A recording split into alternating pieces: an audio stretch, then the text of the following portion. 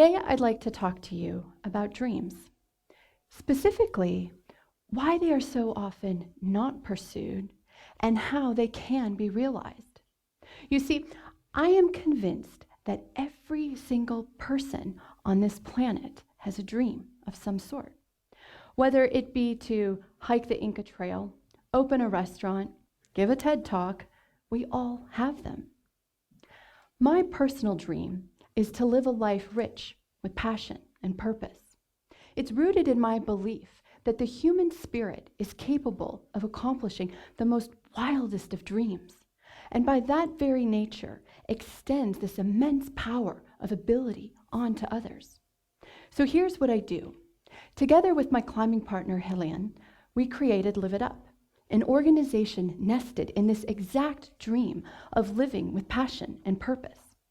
At its very heart, we help young women push through their self-imposed boundaries to change the way they see themselves for the rest of their lives.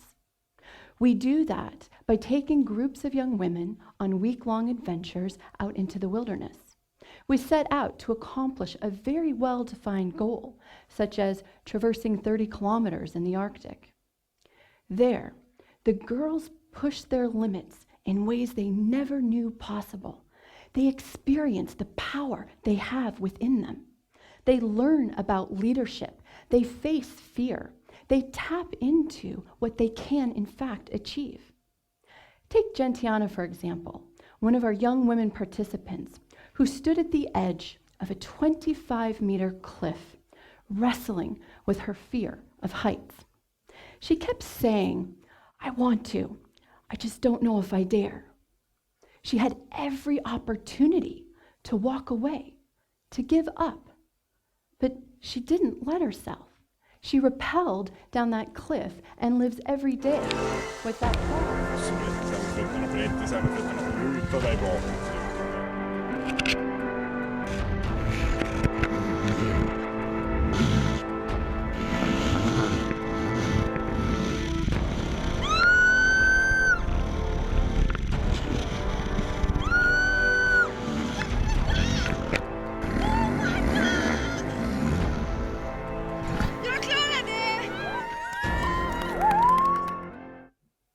Or another one of our young participants, Zainab, whom we watched fester for an entire week with her immense fear of water.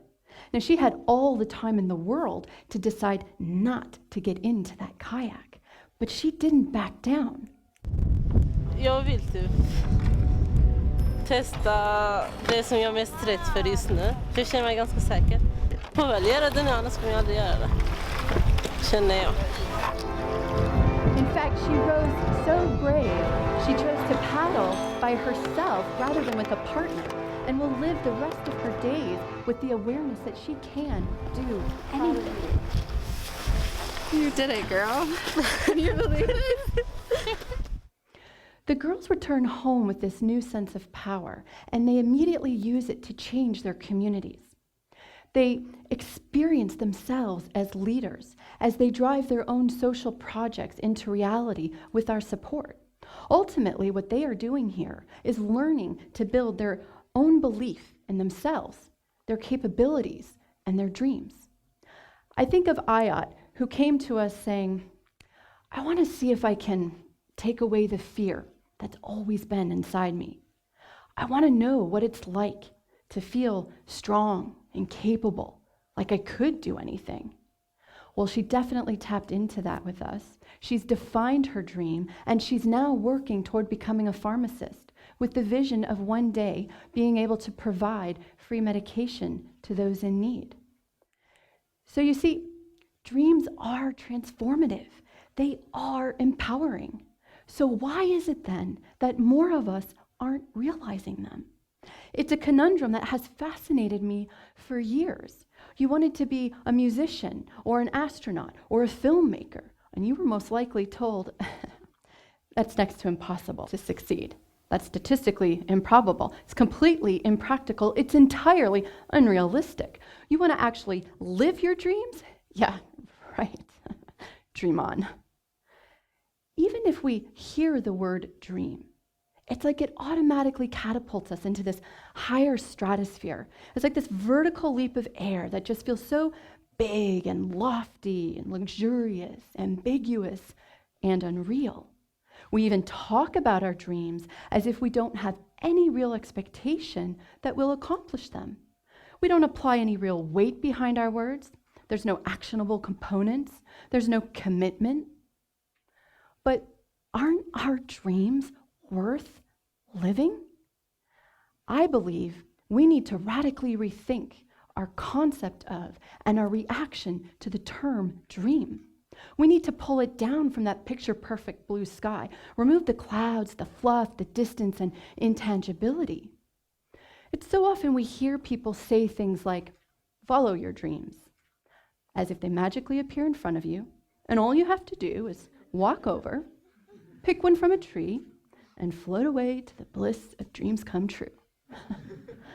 But really, it is leading your dream. There is actually no following.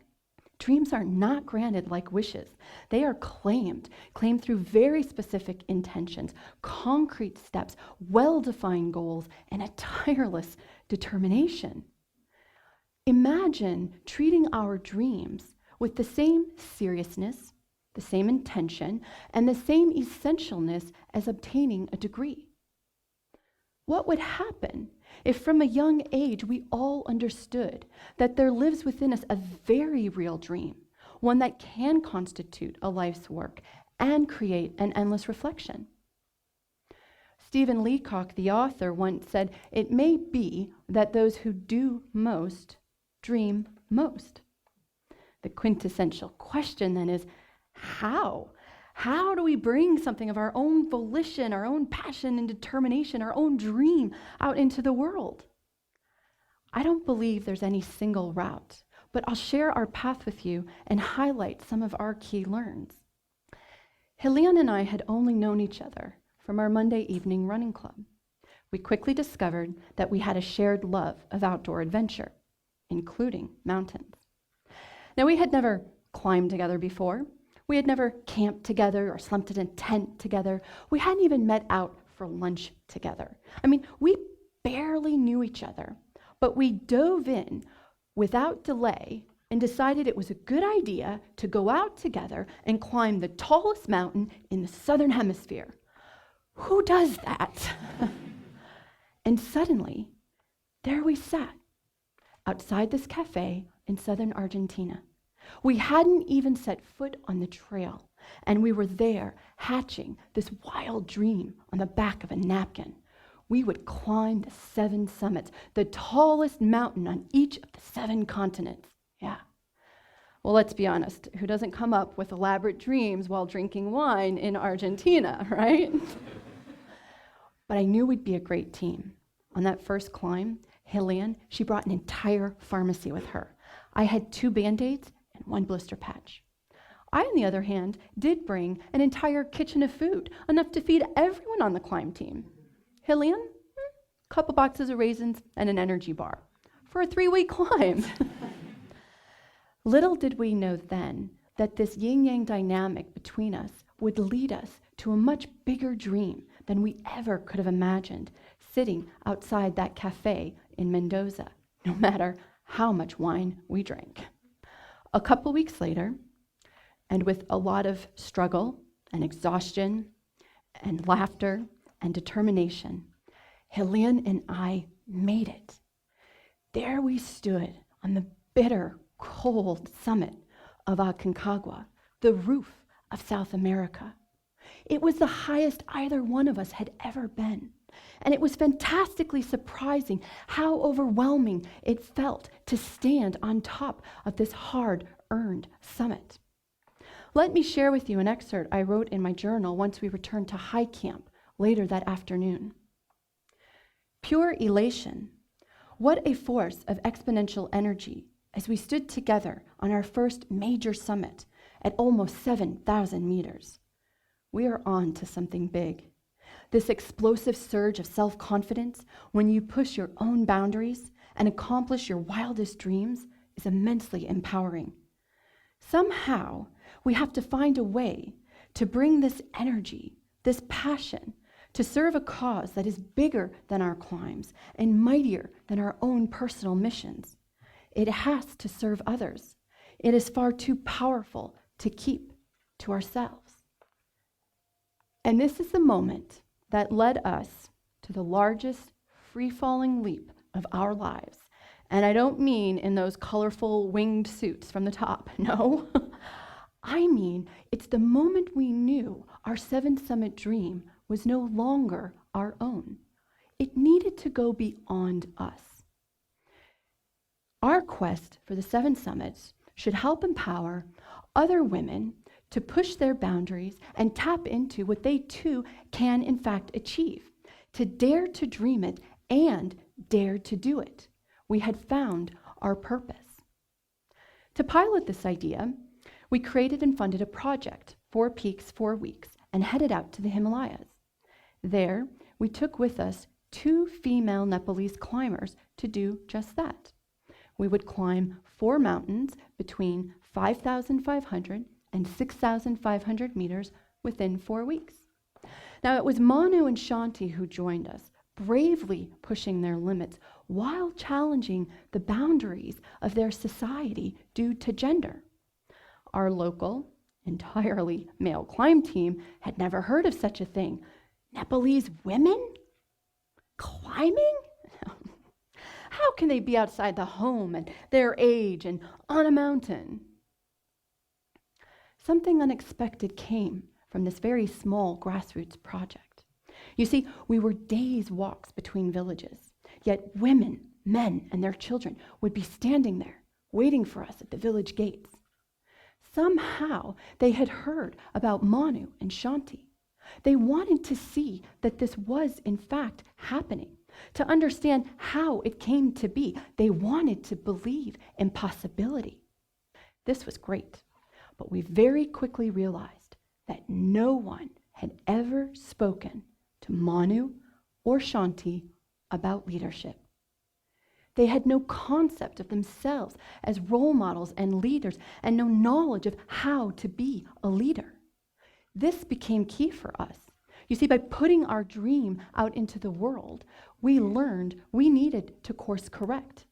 It wasn't enough to only enable young women to access this limitless power they harness within. We needed to do more. We needed to also provide them a platform to exercise this new power and to experience themselves as leaders. We returned home and eventually designed our program to do just that. Now, I say eventually, because while we were out in the Himalayas, we also met a very successful English businessman. He was immediately hooked on our 7 Summit idea. He challenged us to find the entrepreneurship potential in it and suggested areas of education. We got sucked into his talk, well-meaning as it was, and took this detour to explore its potential.